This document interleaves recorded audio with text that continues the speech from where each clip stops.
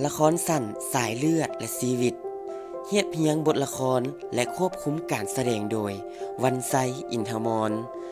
นำแสดงโดยนักศึกษาจากคณะแพทยศาสตร์มหาวิทยาลัยวิทยาศาสตร์สุขภาพเชิญบรรดาทานติดตามรับชมได้ณโอกาสนี้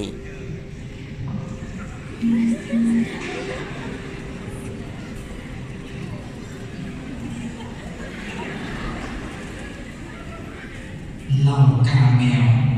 กินแล้วเมาแต่กูไม่อยากกินเอามันจะจบก่อนกินน้ำเดียวแต่มีแต่เหล้านี่แหละอยู่นำเอาอย่างเอามีหมูแล้วมีแต่เหล้านี่แหละช่วยปลอบใจว่ามาคิดห้องเพลงดีกว่านั่งกอดขวดเหล้าเงาคือสีเป็นบ้าสาวพอดบ่ได้มาจังแม่พี่ทอดแท้น้องเอาถ้ากันหวยน่ะพอสาวพอดเคยแบบมูได้ไงนั่นคนหน้าของหวยได้อย่ายุ่งเด้อเป็นจังได๋อ้ายชอบว่าน้องตัวนี้น้องอยากได้เงินได้ดิน้องให้บ่มีเงินตินาบ่ยากเดี๋ยวอ่านสิหาให้เรื่องแบบนี้มันจิ๊บๆน้องเด็กไม่อยากได้ยังบอกอันนั้นได้มีเซอร์ไพรส์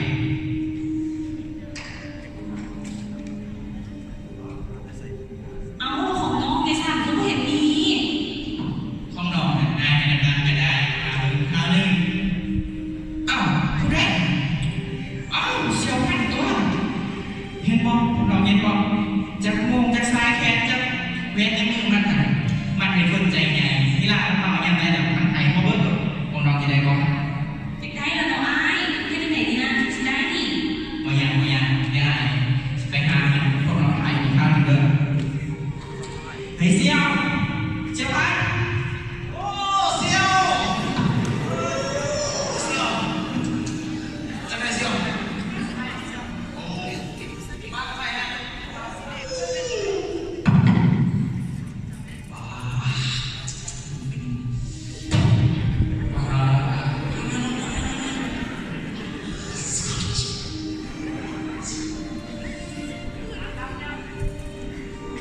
กินอ้ายกินปึ๊บอุ้ยหมูคือมางามได้ต้องขอบ่ได้หว่าเมียนี่ต้องขอซะมันอยากได้เองอ่ะเมียถึงได้แล้วเนาะอู้จะเป็นโลเลยอ้ายนี่ใจดี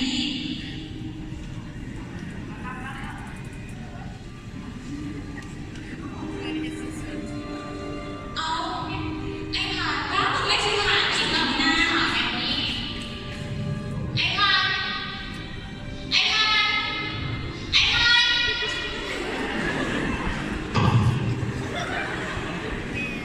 เนี่ย ใส่เจ้าว่าจะซื้อไปเห็นเนี่ยมันนั่งกินเหล้ากับโม จะไปเห็นของลูกไหมอ่ะ ก็รอดแต่เจ้าหันกินเหล้าโอ้ทางกันนึงเมียโอเคเสียวครับ เวียดนามตัวเองวันนี้เกิดลูกเมียเนี่ยหมา นะแล้วค่อยเห็นก็บอกโอ้เลยสปอร์ตตายเขาเนี่ย กินเหล้าก็รอดวันไหนเจ้าสิเห็นเนี่ยเหล้าก็กิน เราว้ายกูบอกหลายเดือนแล้วนะก็รู้อยู่ว่ากูมันกินเหล้ามึงมีหลายเดือนเลยที่มาที่พวกมาแล้วขายหน้าเนี่ยหลายเดือนแล้วนะเชื่อเด้อมึงหน้าไหนมาขายที่หน้ากูต้องหน้าสาอะไรเด้ออีบ้าวู้จะเป็นสระเมียมึงอีกเซ็งจะกินเหล้ากูแสบซ้ำ แม่เป็นเวรเป็นกรรมมีผัวกินเป็นเหล้าเวียดนามเองสาวคนนั้นมีกิ๊กลูกมีเมียเป็นแนวนี้เอาผัวจะมีอยู่มีกินเป็นแนวใด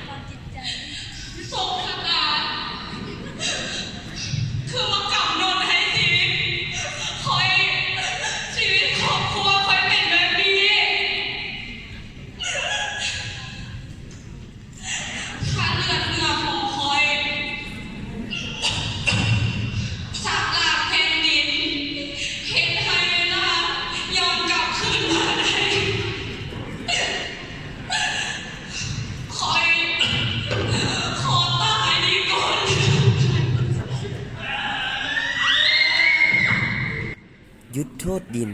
เศร้าโทษฟ้าหยุดโทษโชคชะตาแต่จงหันกลับมาเบิ่งการกระทำของคนเฮาดีกว่าหากทุกคนในชุมชนยังบ่หยุดใส่ความรุนแรงต่อแม่หญิงและบ่มีความสามัคคีกันภายในครอบครัวมันก็จะกลายเป็นจุดที่กดน่วงทวงดึงการพัฒนาของประเทศชาติและในที่สุดคนในครอบครัวสังคมก็จะพบกับความทุกข์ยากขาดเขินอึดหิวโหยหาความเจริญก้าวหน้าซึ่งสิ่งเหล่านั้นมันยังอยู่อีกแสนไกลถ้าหากพวกเขาย้อนเวลากลับไปได้และพวกเขาก็ควรเฮ็ดในสิ่งที่มันถูกต้องสามัคคีช่วยเหลือซึ่งกันและกันเพื่อสร้างสังคมแห่งนี้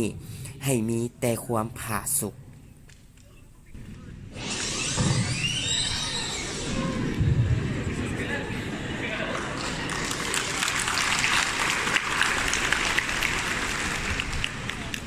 แม่พ่อไปใส่คือยังบ่กลับมาบ้านป่านนี้เอ้ยวันไปเที่ยวฉันน่าจะกลับแล้ว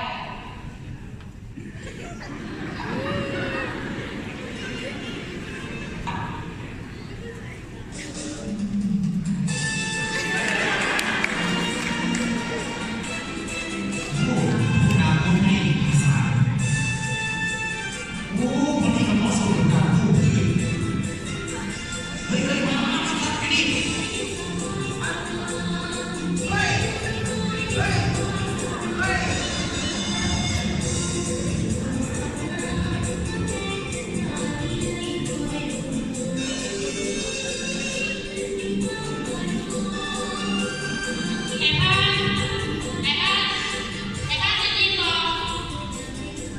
โอ้มีคนสิครับฝากจังแม่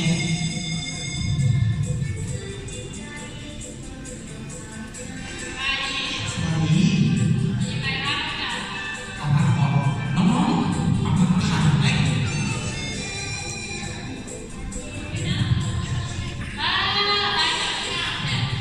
แม่แล้วครับทุกคนร่วมกันกู้สามัคคีกันด้วยเฮ็ดให้เขาก็จะติดเลยนะโดย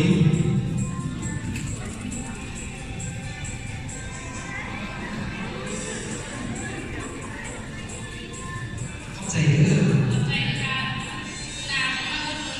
เป็นเข้าใจ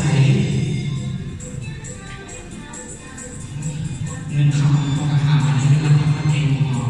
เขาจะเอาไปให้เมียเราที่ไทยเพื่อเป็นการศึกษาของลูกเมื่อเงินเมีย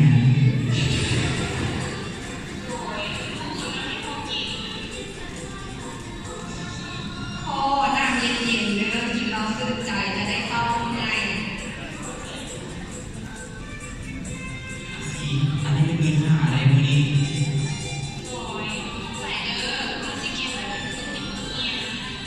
สี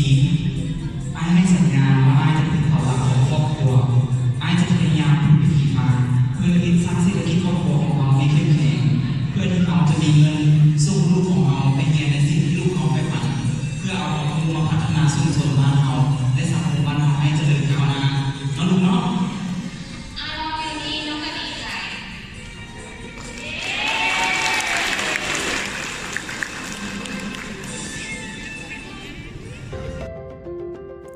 และนี่ก็แม่นบทละครสั้นเรื่องสายเลือดและชีวิตที่พวกเขาได้นำมาแสดง